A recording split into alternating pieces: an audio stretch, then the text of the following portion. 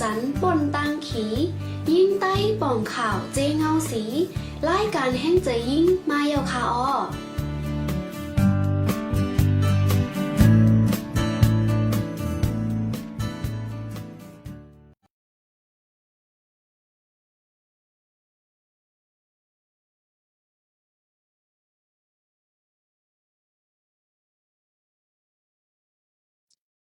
พอค้าเหมือนสุงค่ะย้อนต้องตักเหมือนสูงพี่น้องผู้ปันแห้งรายการแห่งใจยิ่งเฮาค่ะทั้งเสียงค่ะออเมื่อได้ก่อมาพบมาทบกันตั้งเฮาค่ะสองก็พี่น้องแทงยาวหน่อยค่ะค่ากองเก็บแก้วแลน้องตินล่าหน่อยค่ะออ ค่ะไม่สูงค่ะค่ะพี่น้องเฮาคาเฮาถ่อมกันไว้ตั้งไหลพองไหนต้องตักกันเข้ามาไหลค่ะออจ่องเซงเฮาคาสองก็พี่น้องแจงเล่งลีในต้องตักมาไหลค่ะตะแล้วค่ะเขาก็ไลฟ์ไว้ดีตั้งเพจของซ้อนค่ะเนาะ Shan Women Action Network และ Map Radio อีกตั้ง Shan News นะคะออ พี่น้องเฮาค่ะอยู่ลีกินหวานกันอยู่ค่ะเนาะก็มื้อในค่ะเขาเลยหังเห็นข้อมูลเกี่ยวในรองการเจอตื้อสื่อหนังหือเตลอดเพเนี่ยค่ะในข่าวยามเดียวกันก็เขาได้ใจสื่อจึงหือและให้มันหลอดเพเข็นแล้วก็ตัวเจ้าเก่าค่ะลูกตอนใดได้เจอตื้อสื่อหาหลอดเพนั้นซ้ำมีปนพรจึงหือพ้องนั่นค่ะเนาะกบสังเลค่ะเขาเลยเอาข้อมูลในมาฝากตอนพี่น้องเฮาค่ะในจึงปอมาตัวยกับปานตะเลวค่ะเนาะน้องเนาะใช่แล้วค่ะก็เป็นการปั่นของการใจตื้อโซโซเชียลมีเดียนั่นขนาดเนาะก็แต่ละหันหลายที่หลายๆตั้งมันจึงมาปะปนเฮาค่ะหลายอุบไว้ค่ะเนาะก็ได้มีการบอกค่ะว่าโซเชียลมีเดียเนี่ยก็ได้มีรองหลีมันบ่หมอไซก็ได้เป็นตั้งดีกว่านั่นขนาดเนาะก็ค่ะก็ตอนนั้นเฮาค่ะได้กับสืบกับสานกันเลยค่ะว่าจังได๋ก็ค่ะก็โหลดไส้นั่นขนาดเนาะในแต่ก็หลายว่าเบอร์ปัดปนก็เฮาค่ะอะไรก็ไหลมาอบโอ้อ่า ใครในปันพี่น้องค่ะก็อยู่ทั้งนำไว้ของคันเนาะอ๋อค่ะค่ะก็การใจตื้อโซเชียลมีเดียก็มีพ่อนหลีแลพ่อนจะค่ะเนาะใจเมื่อแล้วค่ะวันต้นค่ะเขาสองก็พี่น้องก็ไหลมาเปิ่นเพจข้อมูลอบโอ้แหลกหลายปันพี่น้องเฮาค่ะก็อย่างไหนแลเมื่อในซ้ำมาต้วยว่าโตจับเก่าค่ะโลมีปนพรจึงหือหนังหือเตใจตื้อสื่อโซเชียลมีเดียเฮามันอ่มีพ่อนหลีและมีเพจอันดาโดเจ้าเก่ามันขนาดเนาะ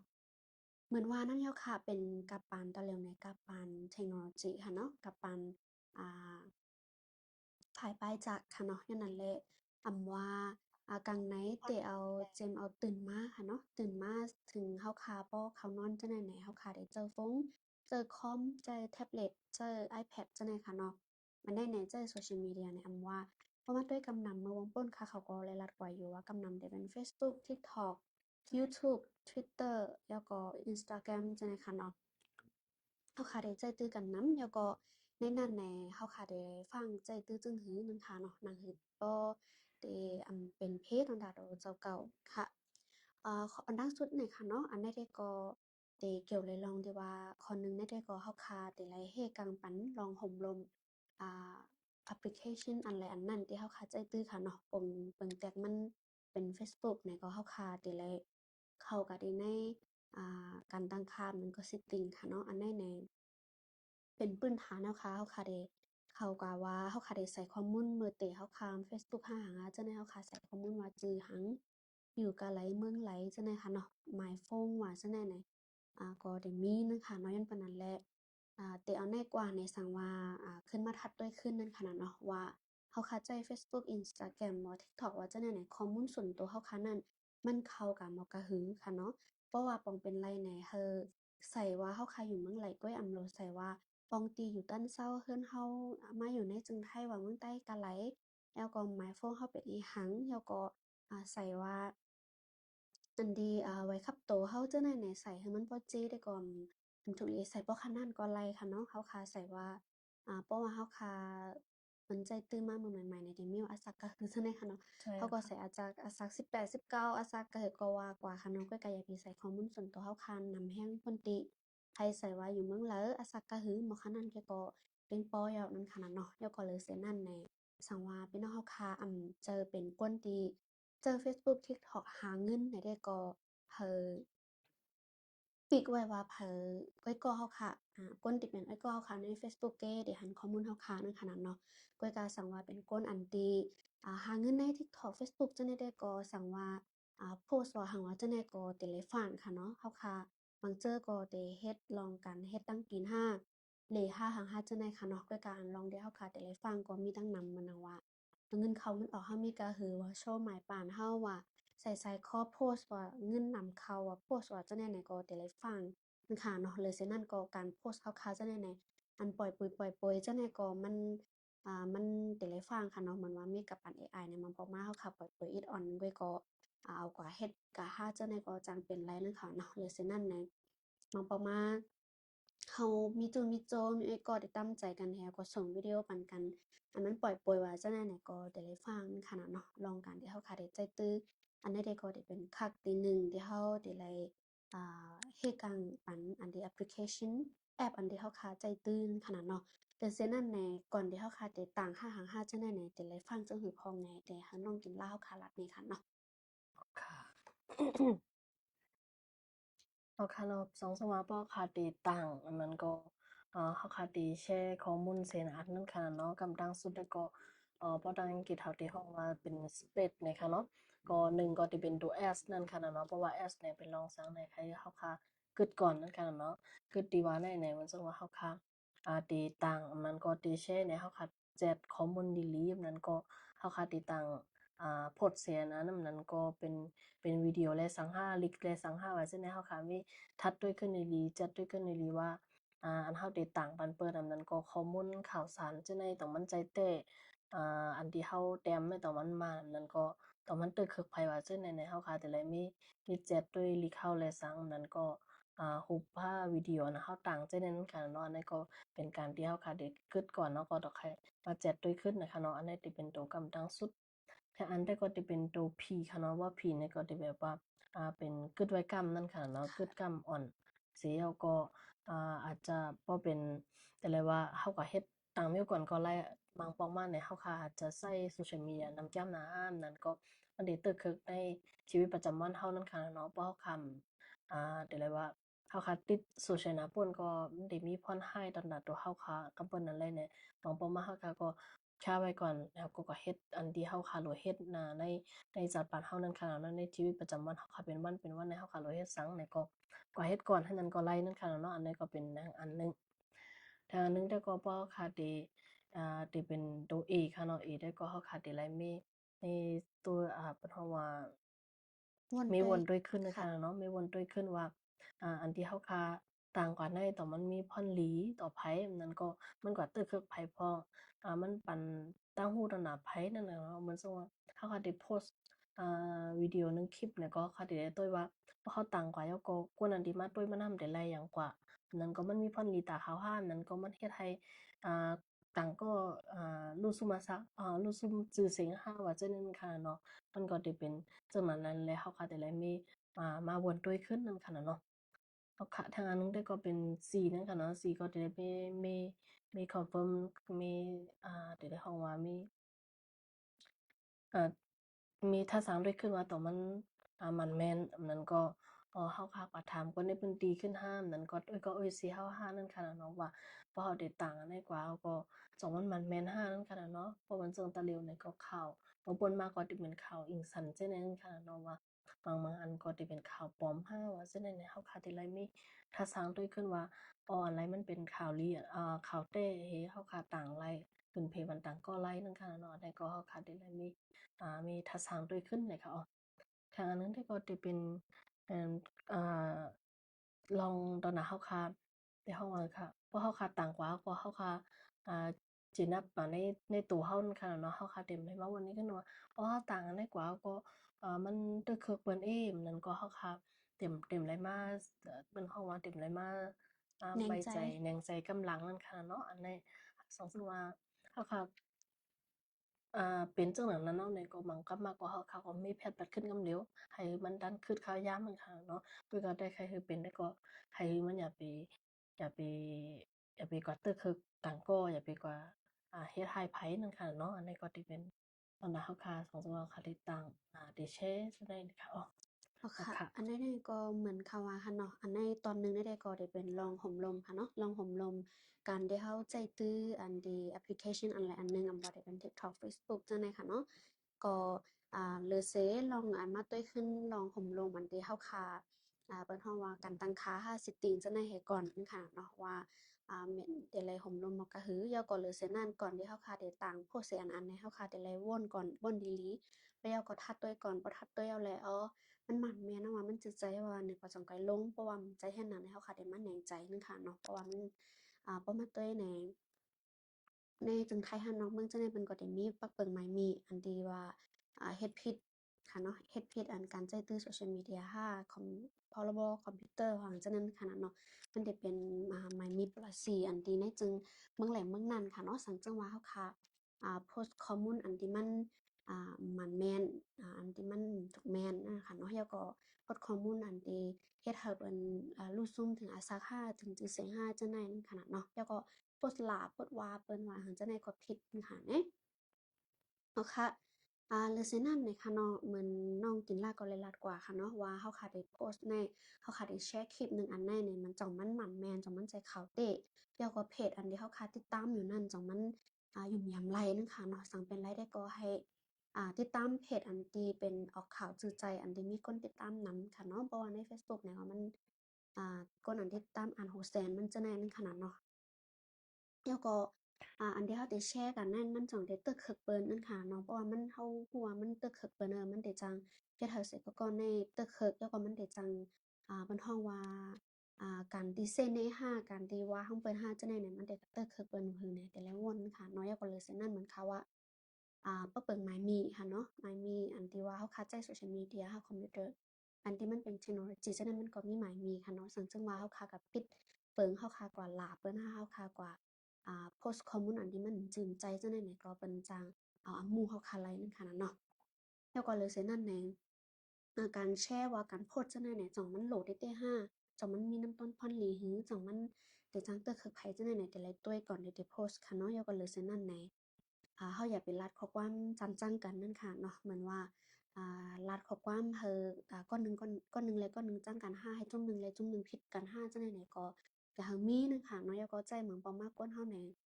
ใจลำห้าแห่งห้าในโต๊ะซากคืนห้าจะในก็กำจักเมื่อมันจะเก่าแห่ก็โพสต์ลงลานในโซเชียลมีเดียห้าแห่งห้าจะในเอ็มลีนึงขนาดเนาะประมาณในตัวอย่างมันในข่าวมาเลยป้นมาในเกว้นขนาดเนาะเหมือนว่าทางอันนึงได้ก็ได้ฟังเหมือนว่าเฮาคาก้นในเหตุการณ์ค่ะเนาะเหตุการณ์สังเสมว่าเฮาคา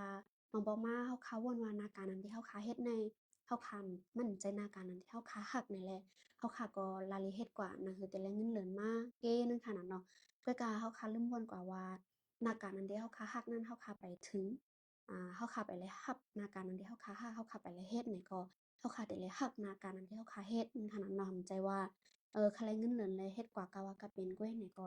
มันดีนึงค่ะเนาะนั่นเบิ่นนั้นแลตัวอย่างข่าวอันดีแต่เป็นนางเอกคนนั้นก็นางเจิงค่ะเนาะนางเจิงก็หนึ่งอันที่มันว่าเถอะค่ะ มันกว่าขี่เครื่องบินกว่าค่ะเนาะ2 ชั่วโมงในเมืองลูกเมืองไทยแฮ่กว่าฮ่องกงนึงค่ะเนาะในอยู่ดีมันนั่งก็มันเป็นบ่ฮ้องว่าคน influencer ห้ามมันก็เป็นคนอันที่เกี่ยวกว่าไลมาไลกินหังกันเลยไลก็เก๊กลงใน social media นั่นคือเดเปิ้นเพจข้อมูลม่อนฮู้เกี่ยวเลยลงเลยหาหาจั่งใดปันคนอันที่เป็นติดตามนึงค่ะเนาะอันนั้นเนี่ยก็ไลเฮ็ดลงว่าไลก็เครื่องบิน2 ชั่วโมงแน่เลยอาบน้ำแฮ ลือเฮ่อแฮหังแฮกินนั่งกินแฮหังแฮเป่าคนหัวแฮจังได๋เนี่ยมันก็มีนะคะเนาะก็คนอันที่เหตุการณ์อันที่มันเฮาว่าบริการในคะย้อนน้องๆเนาะบค่ะริการว่าตั้งแต่เฮาค่ะได้คนอันที่ต้วยหลอมปันอ่าลูกก้าเนี่ยลูกหั้นแหละเนาะอ๋อต้วยหลอมปันลูกก้าเนี่ยอยู่ที่คนอันที่เหตุการณ์ที่ของเครื่องบินอันนั้นน่ะค่ะเนาะก็ขึ้นมาโพสต์ใน social media ว่า2 ชั่วโมงคือมันต้องอาบน้ำห้านั้นมันต้องนอนห้านั้นแล้วก็หลังจากนั้นมันแบบมันเหมือนคล้ายๆที่แบบว่าหลาห้าแบบเอากว่าเพราะดังไทยมันมีคำว่าประจานค่ะเนาะเอาเฮาคือเฮ็ดให้จือเสียงรู้จังซี้น่ะค่ะเนาะที่ได้มาในการหนึ่งอันแน่เพราะว่า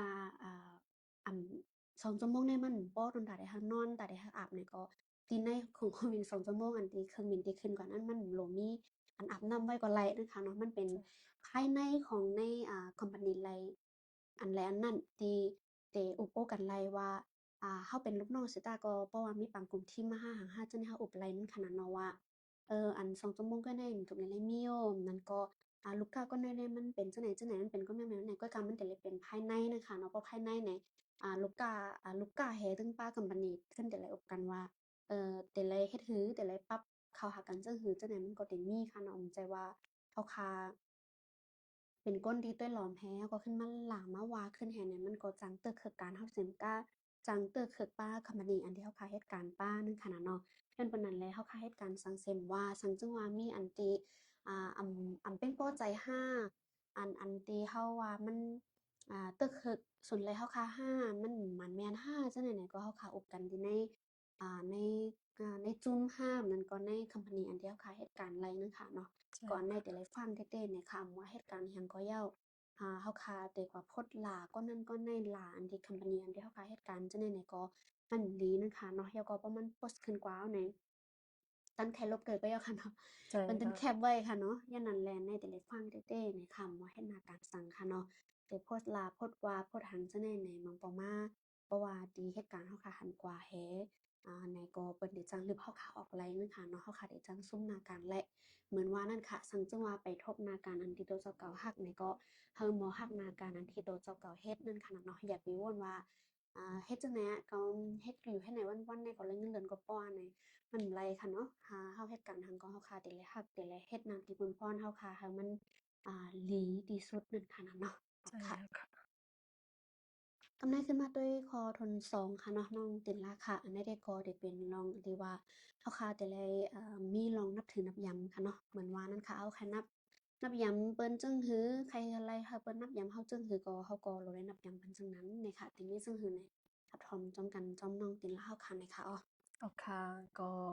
อันนั้นสุดแต่ก็เฮาคาดถูกหลีเฮ็ดเปิ้นฮ้องว่า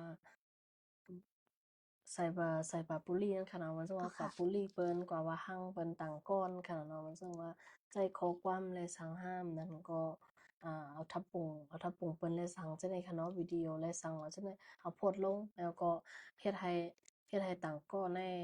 ตึกคือป้ายใจกว่าห้ามนั้นก็เฮ็ดให้ใน social media ของเขาแบบอ่าอำหัดเล่น social media ก็หาว่าจั่งใดก็ได้มีค่ะกำนำค่ะเนาะเพราะค่ะด้วยในข่าวว่าจั่งใดในกำนำในที่เป็น ลองเดี๋ยวตึกคือป้ายใจเฮากว่าหั้นขนาดเนาะบ่เป็นลูกอ่อนว่าจะได้ก็ได้มีบ่เป็นก้นลงเลยก็สะป้อมหัดเล่นหัดกว่าหั้งไรว่าจังได๋ก็ได้มีนั่นขนาดเนาะเฮาคาได้ไลเงิงเวลองที่เฮาคากว่าเฮ็ดทายหั้งเปิ้นให้นั้นขนาดเนาะ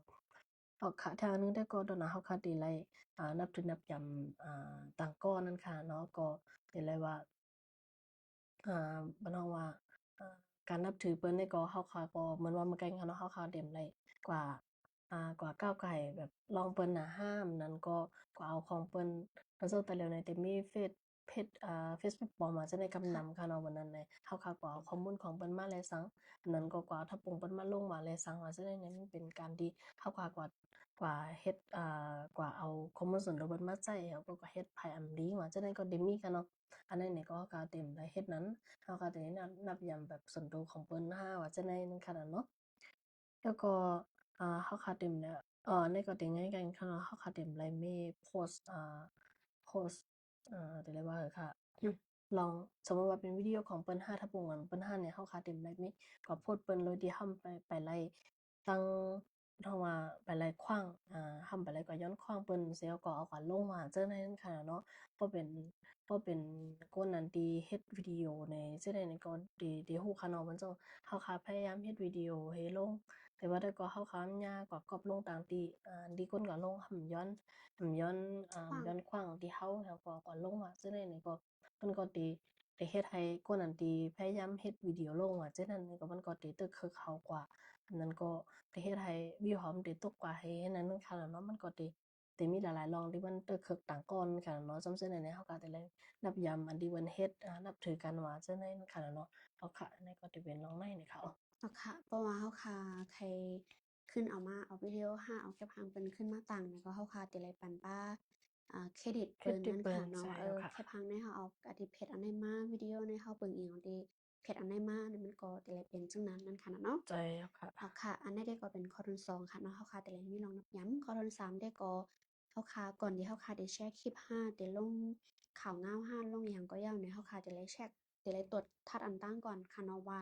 จงมั่นใจข่าวเต้ห่ำข่าวเต้นั้นค่ะเนาะค่ะเฮาเจ้าค่ะค่ะกั้งยันในลองข่าวปลอมแล้วก็ผิดอันที่ปักปึงได้การใจตื้อเทคโนโลยีนั่นค่ะเนาะหรือเช่นนั้นเนี่ยก็เพราะว่าแคปหางว่าวิดีโอว่าหังจะไหนไหนเฮาค่ะอย่าไปเอาของเปิ้นมาให้ก็มาม่วนเมอีออดแฮก็ขึ้นตักขึ้นนั่นค่ะเนาะเหมือนว่ามาไกลขึ้นตื้นแต่ไรปันเครดิตเปิ้นตื้นแต่ไรปันว่าข้อมูลอันใดเฮาค่ะเลยอึ้งปังอึ้งอิงเอากันเลยมาแต่ไรลาป้านั่นค่ะเนี่ยใช่ค่ะโอเคก็แล้วค่ะมาด้วยทางอันกันเนาะก็เดเกี่ยวเลยลองเฮาค่ะเดเฮ็ดการลองของการใช้โซเชียลมีเดียเฮาเลยสังให้มันเป็นส่วนตัวนั่นค่ะเนาะก็เหมือนว่าเมื่อไกเฮาค่ะได้เฮ็ดสิแม่นยมว่าเฮาค่ะได้ใช้ Facebook และสังInstagram และสังกันค่ะเนาะมาเป็น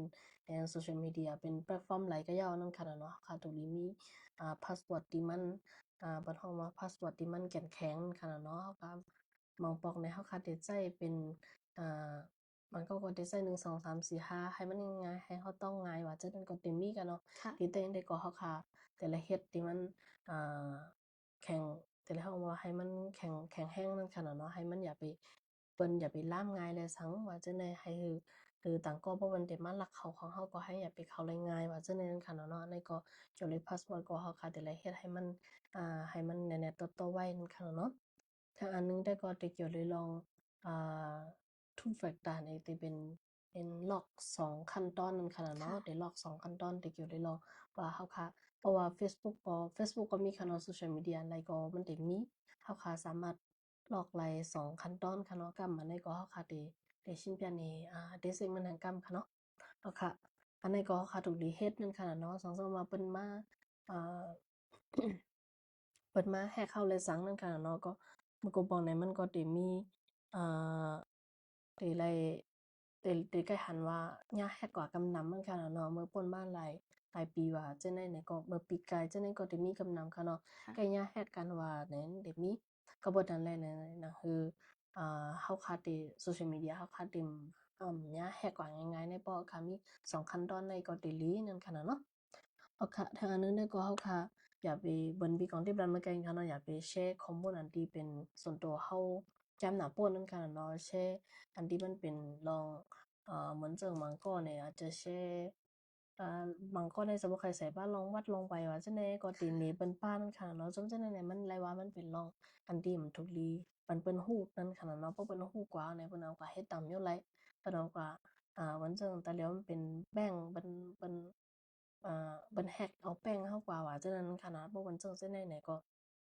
หลายว่าเฮาค่ะตุลีตุลีเฮ็ดนั่นค่ะเนาะข้อมูลหลายๆอันจั่งใดเนี่ยก็มันก็เลยว่าเป็นหลายๆพังสติไว้นั่นค่ะเนาะค่ะค่ะเปียก็เลยเซ็นนั่นในมันเนาะเฮาค่ะว่าข้อมูลส่วนตัวแห้งเปียก็มักเจอเนี่ยก็กะเลยกะไรเนี่ยก็หั้นเตแชร์โลเคชันอ๋อเนี่ยค่ะใจเนาะเหมือนว่าโพแล้วค่ะสต์แล้วก็โพสต์แล้วกันแล้วก็โพสต์กันแล้วอยู่กันในนั่นค่ะเนาะเพราะว่ากำนำเด็กค่ะเขาลง Facebook จะแน่ไหนค่ะเขาเดี๋ยวก็เลยมาก่อนเลยใช่บอกมาค่ะก่อนจังไปมาลงว่าอยู่มากะกินอันนั้นมาอันได้มานะคะแล้วมาบอกมา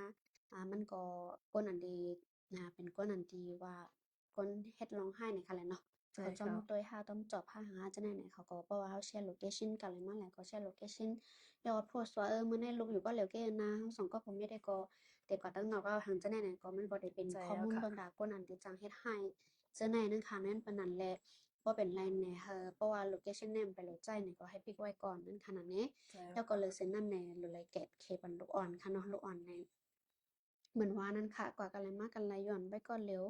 มีเฮิรนจะแน่เนี่ยก็แต่เลยฟังค่ะนอนเลยเสร็จนั่นในลูกอ่อนตาเร็วกับปานใหม่จะแน่ในลูกอ่อนอาสาขาครบ6 ขวบจะในก็ใจ iPad ใจแท็บเล็ตใจโฟงจะในค่ะเนาะอันนั้นเนี่ยก็แต่เลยตัวหลอนบันเขาว่าแต่ละคอมมอนเมลคือแลเขาได้เข้าถึงไรมอกะหือแล้วก็อันเขาตัวจะนั่นไหนแต่ไรใจว่ากุมเมียวเมียวที่เขาใน YouTube ว่า เข้าตัวไรก็ไม่เมียวในไรค่ะเนาะอย่าไปปล่อยลูกอ่อนอยู่ก็เร็วเนี่ยค่ะเพราะว่าเดี๋ยวมีข้าวยามปั่นลูกอ่อนด้วย iPad ด้วยโฟนใน1 วันหลายชั่วโมง1 ชั่วโมง5 นาที10 นาทีจังไหนแต่ละอยู่จอมตัวจอมนะคะเนาะประมาณนั้นแหละลูกอ่อนเขาก็ตัวอันที่เป็นแฮมกันว่าพันใช่กันว่าค่ะจังไหนเขาก็ได้เอามาเป็นตัวอย่างเพราะว่าเขาก็เฮ็ดก้อนลูกอ่อน แต่ก่อที่โรงเรียนจั่งใดเขาก็ได้เรียนจอมรึหาเนาะกุหลองกุเหมี่ยวในโรงอ่อนเนี่ยมันเป็นผ้าขาวและพอเขาหันหังทบหังเนี่ยก็เขาได้เฮ็ดจ้อมขนาดนี้เอาค่ะขึ้นมาด้วยทางข้อหนึ่งค่ะเนาะอันนั้นเนี่ยก็จะเป็นลองขอทนหาได้ก็แต่ละด้วยลองบันป้ายจากตัวเจ้าเก่านะคะเนาะ ใช่แล้วค่ะประมาณด้วยในก้นอันที่ลงในโซเชียลมีเดียนะกำนำก็ลองเกี่ยวลองมูลกันค่ะเนาะได้ค่ะมีไผลงกำเอกค่ะแต่ลองตุกข้านาให้น้ำหูน้ำตาจะแนวกำเอกค่ะเนาะกำนำมันก็แต่ลงกว่าเลกว่ากินหังเจ้าในค่ะเนาะยังปานนั้นแลก้นกำนำก็แต่เอาตัวเจ้าเก่าแน่กว่าแตกหนึ่งจอมต่างก็ว่าโอ้ด้วยลูกเพราะว่าเปิ้นได้หลีแก่เนาะไลเหลไลกินไลนุ่งหลีไลกว่ากันนั้นกันแน่นี่ ที่เต้นในตอนตาที่เปิ้นแต่ละกินลีเกลลีนั่นเปิ้นเลยเหตุการณ์เฮอก็คือเนี่ยเปิ้นแป้นให้เฮาค่ะเนาะใช่ค่ะเปิ้นปานนั้นแลเฮาค่ะอย่าไปบ่ด้วยหนึ่ง social media ด้วยเพราะว่าเปิ้นนำป้นให้เฮาก็เอามาแตกหนึ่งตัวเจ้าเก่าให้เฮาก็เป็นไปเจอกว่าค่ะเนาะมองประมาณในเฮาค่ะโหลไลอยู่จอมอันที่เป็นอยู่ต่อเร็วเนี่ยค่ะเปิงแตกมันเฮาค่ะมีหน้าการมีก่อฮักมีก่อไอ้เซมีคนครอบครัวเงินเดือนอำนำเสียตาก็เฮาค่ะมีป้ออยู่ป้อกินมีป้อใจตื้ออำเป็นหนี้เป็นขอนอำไลเฮ็ดให้เผลออำไลเตื้อคึกเผลอจังได๋ๆก็มันหลีแฮงหนาวค่ะเนาะหม้องบ่มาคนเฮานี่มันเป็นป้อไหลค่ะเนาะหั้นเปิ้นกว่าเหล็กขี้โฮวินกันนั้นกันให้มีกาคันนั้นกันให้มีเรือนคันนั้นกันให้เนี่ยเฮาค่ะเดี๋ยวก็แตกหนึ่งจอมเปิ้นมันหลายค่ะเนาะเพราะว่าคนเฮาในการต้นทุนมันบ่เหมือนกันเลยค่ะเฮาค่ะอย่าไปเอากับตัวใน social media นำแล้วก็แตกหนึ่งตัวเจ้าเก่าค่ะเนาะ ใช่ค่ะค่ะยาวกว่าทางอันก็การจะตื้อก็เฮาคาเตว่าคือค่ะใจจื้อ social media ในคัน TikTok แค่น High ค่ะเนาะน้องปิ่นล่ะค่ะค่ะเขาก็ออกมาแล้วเลื่อนขึ้นเลื่อนลงเลื่อนขึ้นเลื่อนลงนี่ค่ะเนาะอย่างแน่ๆเฮาค่ะแต่ได้ตามข่าวยามเหตุการณ์เพราะว่าเหตุการณ์9โมงถึง5โมงเพราะว่าหลัง5โมงจนกว่าด้วย social media เนี่ยก็ไลค่ะเนาะเพราะว่าเฮาค่ะมาเหตุการณ์เฮาค่ะซ้ำด้วยฟงด้วยนั้นด้วยในด้วยข่าวให้ว่ามันทำเตเฮ็ดให้ใจเฮาค่ะมันดีนี่ค่ะเนาะเพราะว่า เป็นก้นเดเฮ็ดข่าวห้าเป็นก้นเดเฮ็ดการในหมู่ในจุ้มแต่ไรด้วยข่าวเงาหังไหนก็ด้วยไร1ชั่วโมง2ชั่วโมงก็กะอย่าไปเอาใจเฮากว่าจับแฮงมันได้จังเตอคึกไปอยู่ลีเฮาคันขนาดเนาะแล้วก็เลยเสียนั่นในสังจึงว่า เฮาค่ะ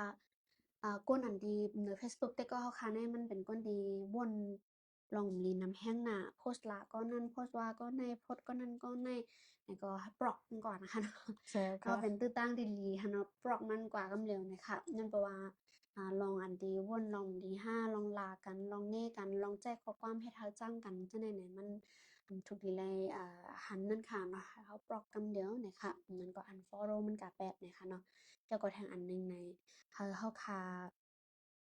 ทัดด้วยอันดีอารมณ์เฮาอยู่ตาเสอะเนาะความรู้สึกเฮาหาอารมณ์เฮาจั่งใดอยู่ตาเสการที่เฮาใจตื้อ social media มันจึงมีค่ะเหมือนค่ะว่าแตกหนึ่งตัวเจ้าเก่าจ้อมต่างก็ไอ้ก็ไอ้เซเฮาไลลีหน้าลอยหน้านั่นนู่นนี่นั่นกะเลยเนี่ยเนาะแล้วก็อันใดก็เด้อๆหยังก็บ่ฮู้ว่าเป็นคนหั้นก็บ่ฮู้คนลาวเปิ้นติ๊กๆหั้นน่ะมองเปามาเฮาค่ะหรือเลยพะวนเฮาค่ะหรือเลยเต็กผ่านกว่าพ้องค่ะเนาะเพราะว่าเฮาคำเกียกเปิ้นไข่หันเนี่ยก็เลื่อนผ่านกว่าอย่าไปกว่าใส่ใจพวกหันหน้านั้นค่ะเนาะอันนำลองสุดแต่ก็ได้เลยเป็นอารมณ์เฮาแต่ละเป็นจั่งหือเฮาใจลำไผหายใจเข้าหายใจออกแน่แต่เฮ็ดเลยเฮ็ดคือที่อารมณ์เฮาคาเต็ม6ค่ายหรือเสียในจังได๋มันก็การใจตื้อ social media นี่ก็มันก็มีผ่อนหนี้และผ่อนจ่ายมันปานนั้นแหละป้ายใจเฮาค่ะในลำลองหน้าค่ะเนาะ ใช่ค่ะก็มาด้วยในข่าวเงาดีในเก้งใหม่ค่ะเนาะอันที่ภายหมอภายใต้อยู่ลีค่ะในเขารัดไว้ว่าว่าคือค่ะย้อนนำค่ะเนาะกำค่ะใดอันในการกับปานตะเร็วค่ะเนาะอันที่ว่าเป็นโรคซึมเศร้าเนี่ยค่ะเนาะเป็นค่ะป้ายเจอค่ะอ๋อเนาะใช่ค่ะเป็นป้ายเจอในจึงไทยในค่ะเนาะอันที่ออกข่าวล่าสุดในเป็น40,000ก็ค่ะเนาะแล้วก็อันที่40,000ก็ค่ะเนาะอันที่ไล่ฆ่าแฮมตัวตายกว่าค่ะเนาะในปีป่นมาเนี่ยนะคะเนาะแล้วก็อันที่238ก็อ่าที่หันได้ก็เป็นซึมเศร้าย้อนนำค่ะ เป็นตั้งเป็นซึมเศร้าในเก่งใหม่ในก็ค่ะเนาะ40,000อืแล้วก็มอันไลค่าแฮมตัวตายก่อนใน2ปาก38ก็นะคะกำนำที่เป็นที่อำเภอผางสันทรายแม่แจ่มแม่แตงสารพีจังใดนั้นค่ะเนาะอ่า อันแน่ๆไปป้าอันที่ว่าคัดคัดเจอใครแฮมโตเจ้าเก่าแฮวก็ถึงขั้นเดเซงอาซักจะในไปป้าขั้นขนาดเนาะย้อนเบว่าคับปานแต่แล้วมันเป็นกับปานว่าคือค่ะเข้าถึงกันง่ายค่ะเนาะอยู่เมืองไรหังเข้าถึงกันง่ายแล้วก็อยู่ง่าย มันเจอมีโจรเหนือออนไลน์2-3วันได้ว่าเป็นจู้กันเอาจังได๋ค่ะหมอบ่มาเฮาคำฮู้หน้าฮู้ใจจังได๋ว่ามีกำนำค่ะเนาะแล้วก็มันเจอในเหมือนว่าใจ social media ให้ส่งวิดีโอปันก็ส่งมาแล้วเฮาฮักสูวิดีโออันปล่อยๆว่าหังว่าจังได๋แนวก็ย่าแบล็กเมย์ย่าอันเดเปิ้นเอากะส่งต่อหังค่ะเพราะว่าสุ่มปันเงินเฮาแน่เฮาเตเอาส่งกะแถวหน้าเตเปิ้นแพ้วหน้าไหนมันมีนำแฮงหนานั้นค่ะเนาะย้อนปานนั้นแหละข้อมูลส่วนตัวเฮาจังได๋แหนเฮาคาอย่าไปป้อ ปันไผ่นะคะเนาะอย่าไปป้อจู่ก็ยาวค่ะก็ยาวค่ะเนาะเฮาบ่ว่าไรนั่นค่ะเนาะก้นเฮาคันในใจก้นเฮาคันนี่มันแหลกหลายแลอยู่ตาเสนะคะเฮาค่ะอย่าไปมุ่งมองว่าแต่เหมือนเก่าอยู่ตาเสค่ะเนาะก็การซึ่งถึงเกาหลีเฮาค่ะแต่ไรต้วยถึงป้ายใจเฮาค่ะแล้วก็เฮาค่ะแต่ไรเป็นก้นดีวนลองหลีสั่งเมื่อไรที่เฮาค่ะวนดีมาไหนมันได้จังเตึกคือเฮาค่ะก้อยค่ะเนาะเฮาค่ะวนดีก็มันก็ได้ไหมในตัวเฮาค่ะโหยใครนู่นนี่นั่น ก็ได้เป็นซึ่งนั้นนั่นขนาดน้อยเฮ็นปานนั้นแหละอันแน่แหน่เฮาคาใจตึง social media เนี่ยเฮาคาแต่ละทัดอารมณ์เฮาแต่ละต้วยอยู่ตาเสว่าจังเฮาแต่งเรื่องจำเปิ้นห้าจังเฮาวนลองดีห้าจังเฮาอันที่ข้อมูลจะได้เป็นจังมันห่มลมห้าจังได๋เนี่ยก็แต่ละทัดต้วยอยู่ตาเสค่ะเนาะหมองต่อมาแอปพลิเคชันอันใดที่เฮาค้ามใจนี่ก็ให้ลบออกแล้วก็ Facebook เพจอันใดที่มันเฮ็ดให้เฮาคาตึกคือเจอจังได๋เนี่ยก็คือ unfollow ไปแอดจังได๋นั่นขนาดเนาะ ค่ะขึ้นมาด้วยคอลัมน์สุดข้อ6หน่อยค่ะเอาน้องตินลาค่ะค่ะอันนี้ก็ดีเกี่ยวเลยลองเดสิบกันนั่งมือไกลนั่งกันเนาะเพราะว่าอันไหลคอนเทนต์อันไหลลองอันไหลที่มันเฮ็ดให้เฮาตึกเคิกป้ายใจเลยค่ะนั่นก็เฮ็ดให้เฮาวนนำกว่าเอาแหน่นั้นก็เฮาฮู้ว่าคนก่อนนั้นเนี่ยเป็นคนอันที่มันเป็นคนดีมันโพสต์ก็โพสต์อันที่อันดีต้วยมันห้ามนั้นก็ภาพของเพิ่นเป็น18บวกค่ะว่าฉะนั้นมันก็ได้มีนะคะเนาะเพราะเฮาหันจังนั้นก็บางบางอันก็เฮาคาดได้ว่ารีพอร์ตไลน์นั่นค่ะเนาะเพราะในเพจเปิ้นนี่ก็เฮาก็กดเป็นกดรีพอร์ตเพจตัวนั้นไลน์นั้นก็เฮาบ่แค่หันมาว่านั่นก็บล็อกแบดนั่นค่ะเนาะตอนนั้นก็เฮาเฮ็ดไลน์มันก็ได้มีมันจังว่าอะหยังก็เป็นอะเคาน์แต่ละอันค่ะเนาะอะเคาน์ยูสเซอร์แต่ละอันแล้วก็เข้ามา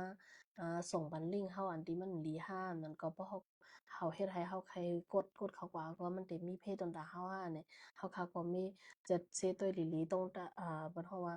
มีทัดมีทัดทองด้วยนั่นค่ะทัดทองด้วยว่ามันแลบใจอะว่าเนี่ยก็เขาก็บล็อกมันแปลว่าจังได๋เฮาค่ะก็มันโหลดตัวหลีกันนั้นส่งมาว่าจังได๋ก็เฮ็ดนั่นค่ะเนาะกำนำด้วยก็กูว่านี่ก็บ่เข้าข่ายหันในเพจเฮาเนี่ยด้วยก็บ่เป็นค่าได้ค่ะก็ได้รีพอร์ตกรรมแล้วก็บล็อกอะปานั้นค่ะเนาะมันก็ได้ปันเฮาเลิกค่ะเนาะว่าแฮ่งแล้วเฮาได้รีพอร์ตก็ได้เปิ้นว่านั่นค่ะว่ามันต่างโพสต์ที่มันดีค่ะมันก็มันก็เฮ็ดให้ดังกว่ามันก็มันต่างเป็นเฟซอะเคาน์เฮาอะจะเป็นเฮาค่ะเลิกเสียก็เอารีพอร์ตกว่านั่นค่ะเนาะอันนี้ก็ได้เป็นรายที่เฮาค่ะจังเงิ่งแวลองอันที่ได้มาเข้าถึงเฮาหลายนั่นค่ะเนาะเอาค่ะค่ะอันนี้ก็ได้เป็น6ข้อค่ะเนาะน้องเนาะอันใจที่เฮาอะค่ะคาเดไลใจตื้อ social media เฮามันมีเพตอนตาโตเจ้าเก่าและต่างก็นะคะเนาะข้อที่1ได้ก็เหมือนว่าเฮาคาโหลดไลต้วยปันลองหมลมแอปพลิเคชันที่เฮาคาใจตื้อข้อมูลส่วนตัวเฮาคาจังได๋แล้วก็แต่ละใจปาทู2ขั้นตอนส่งขั้นค่ะเนาะตอนนั้นลองหมลมค่ะเนาะ2ขั้นตอนแล้วก็ข้อ2ได้ก็อ่าเฮาได้นับย้ำเบิ่นค่ะเนาะอย่าไปกว่า ป้องกันลาห้าแล้วก็เอาข้อมูลเป็นมาใจตื้อค่ะเนาะ3ได้ก็เฮาค่ะได้แชร์ข้อมูล5ได้โพสต์ข้อมูลของมันจืดใจ5จังได๋เนี่ยก็ไปเลยฟัง4ได้ก็เฮาค่ะโหลดเลยตัวว่าลองห่มลมเฮาค่ะในมันมีหมอกกะหือเจมกันลูกอ่อนก็เหย้าเฮาก็เหย้าจังใดนั้นขนาดเนาะแล้วก็ทนหาได้ก็ด้วยการจะตื้อ social media มันจังเตอเคิกไปเจอเฮาค่ะนี่แล้วค่ะแต่ละทัดด้วยอยู่ตาเสว่าตัวเฮา อารมณ์เฮาเป็นหือนะคะเนาะเฮาขอทนพวกแต่ก็เหมือนน้องตินลาเฮาค่ะหลายๆกว่าว่าพอเฮาค่ะหันโพสต์หันหังเนี่ยมันติมี3ปุ่มเล็กๆคือเฮาคลิกว่าเฮาแต่ละรายงานว่าอันนี้มันแม่นนะหักนะค่ะเนาะเฮาก็ unfollow กว่าหาจังได๋ค่ะเนาะใช่แล้วค่ะค่ะอันใดๆก็ได้เป็น6ข้อค่ะเนาะบ่มาตุ้ยในตอนปุนพ่อนใดๆก็เฮาค่ะได้รัด6กว่าค่ะเนาะน้องตินลาค่ะเนาะได้ค่ะปุนพ่อนตัวเจ้าเก่าใจตื้อได้ก็เหมือนว่า อ่าเฮาค่ะเดี๋ยวเลย manage ข่าวยามเดี๋ยวเลยจัดการข่าวยามการเจอตื้อ social media เฮาค่ะนึงค่ะเนาะเหมือนว่า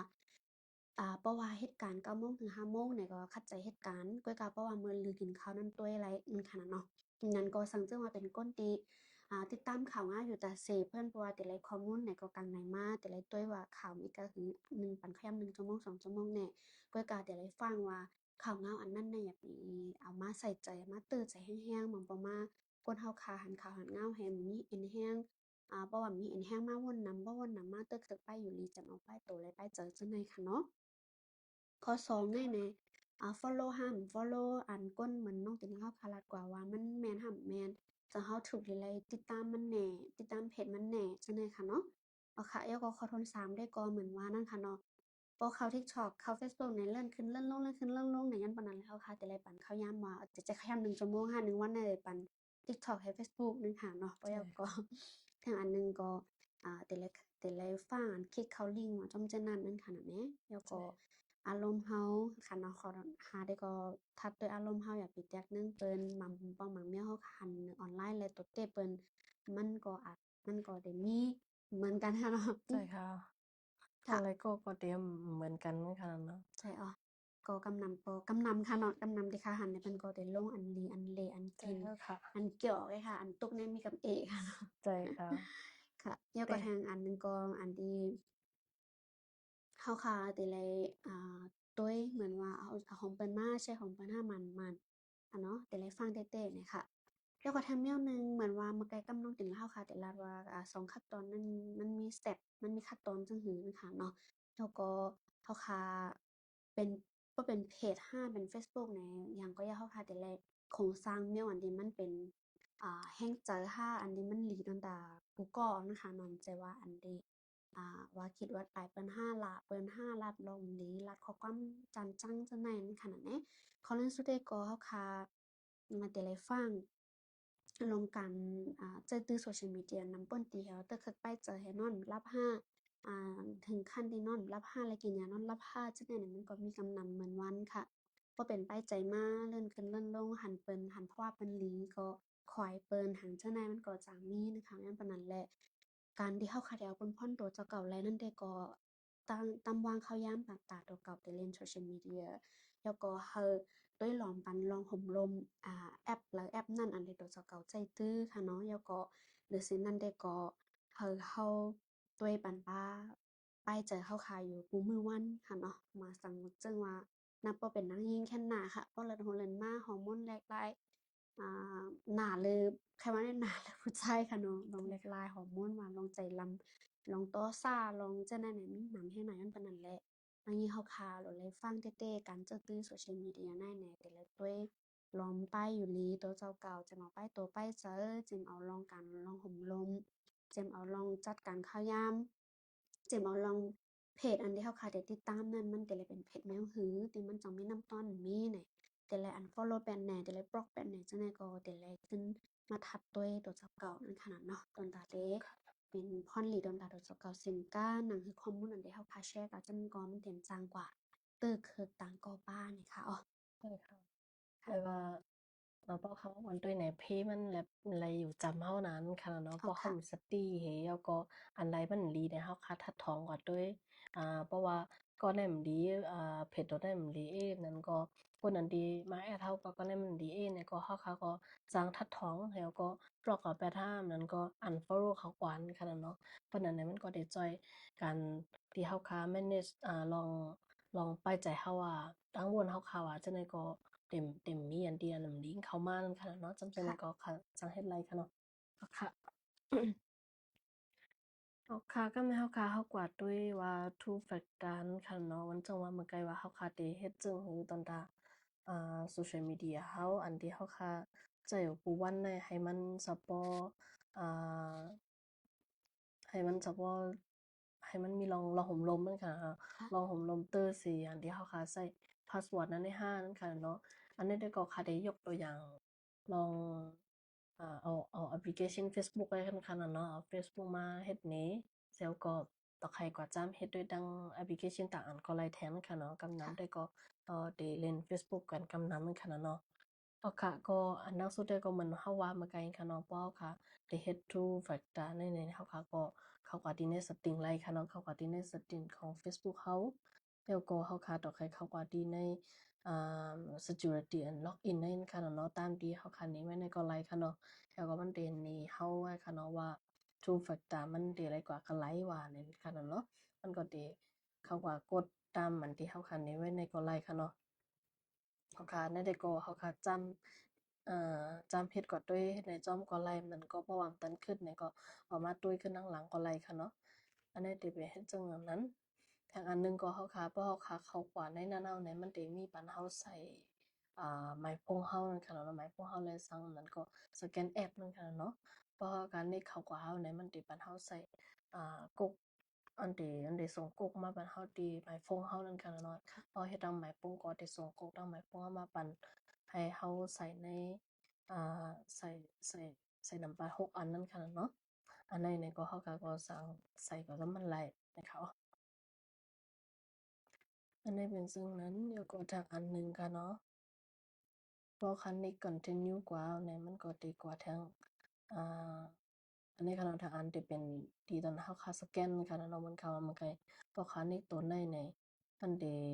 มันได้หนี QR code มามันจังภายหลังค้างในค่ะเนาะที่เป็น QR code นั้นเฮาค่ะกว่าเข้าแอปทางอันนั้นค่ะนะอ๋อค่ะแอปสมมุติว่าเป็น Google เนี่ยก็มันก็จะมีค่ะเนาะที่เป็นแอปตัวในค่ะ ได้เป็นแอปตัวในค่ะเนาะ Google Authenticator นั่นค่ะเนาะจะค่ะเป็นตัวในเซาค่ะก็อ่ากว่าโหลดอันนั้นแหละอันนั้นก่อนที่มีทั้ง Android ทั้งApple ค่ะเนาะอันนั้นก็จะไล่แล้วก็เขาก็โหลดเสียในเขาก็สั่งมาสั่งตีหนึ่งตีพอเขากดเข้าไปเนี่ยมันจะขึ้นมาเป็นปุ่มป้องไตนี่ค่ะนะก็เข้ากับกันนั้นแล้วก็สแกน QR code อันที่มาใกล้ที่ปอมาในแอปเฮาเนี่ย สแกนกันนั้นแล้วมันได้ขึ้นมาปันกกเฮากันเนาะอันนั้นก็ในเป็นวิธีมันอ่ตอนนั้นเฮาค่ะ Facebook เฮาค่ะนั่นค่ะเนาะได้เป็น QR code ตัวในค่ะเนาะเฮาค่ะอันนั้นก็จะเป็นวิธีเอาตัวอย่าง Facebook มานี้นั่นค่ะเนาะเพราะค่ะมีซึ่งแล้วเนี่ยเฮาค่ะก็บ่เฮาค่ะรู้ใจทางกำเนี่ยก็เฮาค่ะมาเปิดแอปอันนั้นใน Google ได้เสร็จแล้วก็ตุ้ยน้ำบาดมันนั่นค่ะเนาะเฮาก็ใส่เมื่อเฮาล็อกอินค่ะเนาะมันได้เป็นการล็อกอิน2ทับนั่นค่ะเนาะ อ๋อค่ะพอปรุงมันได้ก็เฮาค่ะใส่อีเมลใส่พาสเวิร์ดให้ก็เข้าแล้วก้อยก็อันใดห้ำเฮาใส่อีเมลใส่พาสเวิร์ดเดี๋ยวก็ได้ไลใส่กดอันใดแทงกำหนึ่งนั่นค่ะเนาะก็ใช่ได้แล้วค่ะล่มๆแต่กว้างยันไรก้นอันนี้มันมาแฮ็ก Facebook เฮาอะทางเจ้านี่ค่ะเนาะ ใช่แล้วค่ะค่ะก็มันมันต้องเป็นลาวค่ะรัฐค่ะเนาะเพราะว่าอำว่าได้เป็นอ่าทางInstagram จั่งใดๆก็มันมีแอปพลิเคชันกูอันมันจังเฮ็ดไร2ขั้นตอนนั้นค่ะเนาะอันใช่แล้วค่ะนั้นน่ะก็เพราะว่าเราเข้าใจ Google Authenticator ในเราเนี่ยก็เราเข้ากับแอปแล้วก็มันจะมีอันสิเจ๋งอันที่คือเราสแกนค่ะเนาะเอาสแกนแล้วก็มันก็ได้เข้ามากันนั้นมันก็ได้หนีกับแนวว่า Facebook Instagram พอเราเข้า Gmail ว่ารหัส ค่ะเนาะว่าหมายลาเว้าเนี่ยก็มันก็ได้ขึ้นมามันก็ได้ลาดมาแทงกำว่าจะไลใส่กดดี Two Factor แน่นค่ะเนาะ2ขั้นตอนในเนี่ยก็เขาก็เข้ามาดี Google Authenticator ในแฮะก็ใส่1 2 3 4 5 6นั่นเลยค่ะเนาะก็ได้เป็นคือต่างอันหนึ่งที่เขาขาจะแอปพลิเคชันให้ก็เฮ็ดกัง2ขั้นตอนนั่นคือได้อำแยแฮกนะคะอ้อ ใช่แล้วค่ะอ๋อค่ะก็พิมพ์ย้ำว่าข้อมูลนั้นเฮาค่ะสองก็พี่น้องมาหลากหลายปานใดแต่เป็นน้ำต้นพันปางดอนดาพี่น้องเฮาค่ะนำก็เองเนี่ยค่ะซังจึงว่ามีขอถาม